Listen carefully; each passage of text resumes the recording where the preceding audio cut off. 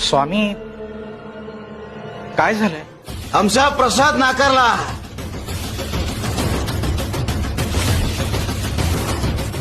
नाही स्वामी, अहो तुमचा प्रसाद सगळ्यांनी घेतला.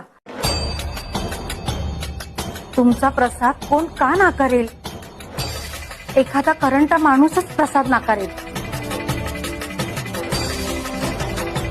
अशी करंटी माणसं आहेत या जगात. अरे स्वतःचा चालून नशीब धुडकावून लावणारा माणूस करंटाच.